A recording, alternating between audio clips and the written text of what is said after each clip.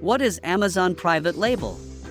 Private labeling on Amazon can be a good way for sellers to differentiate their products and potentially sell them at a higher price.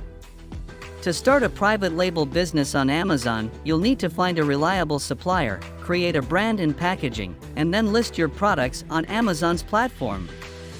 It's important to do market research and understand the competition in order to be successful. Here are some steps you can follow to start a private label business on Amazon.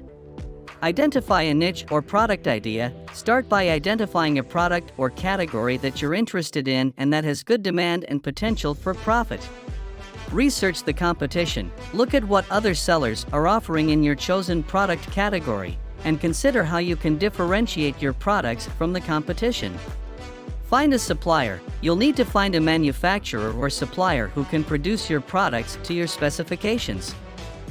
You can use a service like Alibaba to find suppliers, or you can work with a private label manufacturer.